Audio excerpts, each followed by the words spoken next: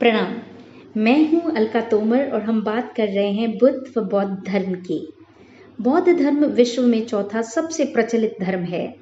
आज की कहानी आधारित है डॉक्टर भीमराव अंबेडकर जी द्वारा लिखी पुस्तक बुद्ध एवं उनका धम्म पर। आज की कथा का शीर्षक है परिव्रजा। सिद्धार्थ गौतम कपिलवस्तु के राजा शुद्धोधन के पुत्र थे। उनके महान संत होने की भविष्यवाणी से चिंतित उनके पिता सिद्धार्थ को विलासिता के सभी साधन उपलब्ध कराते थे। वे नहीं चाहते थे कि गौतम सन्यासी बने। सिद्धार्थ भी अपनी पत्नी गोपा व अपने पुत्र राहुल को बहुत चाहते थे। 20 वर्ष की आयु में वे साक्य संघ के सदस्य हुए। यद्यपि यह निश्चित रूप से नहीं कहा जा सकता कि कपिलवस्तु पूर्णतः गणतंत्र रहा हो, परंतु साक्य संघ बनाकर रहते थे व वहां बहुमत से प्रस्ताव पारित किए जाते जो सभी को मान्य होते थे। ऐसा माना जाता है कि राजा भी समय समय पर चयनित किए जाते थे। अतः साक्य संघ का सदस्य होना गर्व का विषय था। सिद्धार्थ गौतम भी संघ के सदस्य होने के नाते संघ के प्रति सत्यनिष्ठ थे।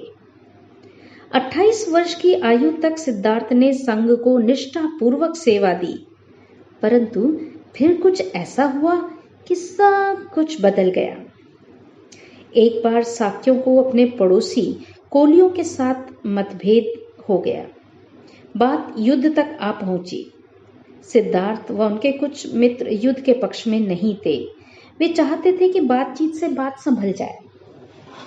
चूंकि सभा में उनके कोई भी मित्र बहुमत के विपरीत न बोल पाए, अतः सिद्धार्थ को बहुमत के विरुद्ध बोलना पड़ा। इस कारण उनके पास 3 ही विकल्प बचे। पहला, अपनी इच्छा के विरुद्ध युद्ध में भाग लें। दूसरा, परिव्रजा धारण कर राज्य को छोड़ दें।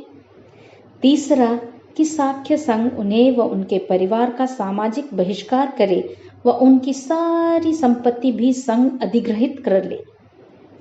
चूंकि सिद्धार्थ को पहला व तीसरा विकल्प स्वीकार न था, अतः उन्होंने परिव्रजा का मार्ग चुना।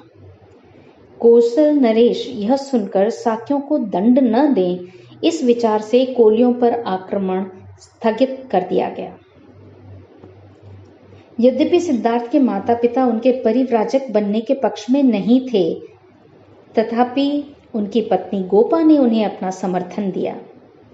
सिद्धार्थ अपने सहयोगी छन के साथ अपने घोड़े कंटक पर सवार होकर कपिलवस्तु की सीमा की ओर बढ़ चले।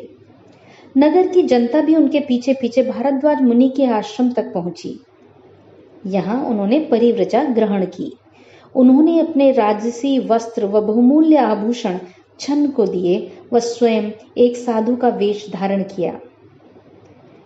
एक लकड़ी का कटोरा उनका मात्र आभूषण बना। जाते हुए उन्होंने कपिलवस्तु की जनता को युद्ध पर पुनर्विचार करने का अनुरोध किया। अनोमा नदी के तट से वे मगध की राजधानी राजगढ़ की ओर चले। यहाँ भी उनसे प्रभावित होकर बहुत से मागधी उनके पीछे पीछे चल पड़े। यहाँ तक कि मगध के राजा बिंबिसार स्वयं उनके पास पहुंचे व उन्हें अपने साथ मगध का राज्य संभालने का आमंत्रण भी दिया, जिसे सिद्धार्थ ने ससम्मान अस्वीकार कर दिया। बहुत प्रार्थना करने पर उन्होंने वचन दिया कि बौद्ध प्राप्ति पर वे अवश्य मगध लौटेंगे। अब सिद्धार्थ आगे बढ़े। मार्ग में उन्हें 5 परिव्राजक मिले, जिन्होंने उन्हें संदेश दिया कि उनके परिव्रज्य का कारण समाप्त हो गया है। साक्य व कोली मित्र हो गए हैं, अतः वे घर लौट जाएं। परंतु गौतम के पास एक महत् ध्येय था। वे साधारण मनुष्य नहीं, अपितु उन्हें समाज को दुखों से दूर करना था। वे होने वाले बुद्ध थे। वे सिद्धार्थ गौतम से गौतम बुद्ध कैसे बने, यह अगली बार के लिए। तब तक स्वच्छ रहें, स्वस्थ रहें व बुद्ध के वचन व इस वीडियो को आगे बढ़ाएं। धन्यवाद।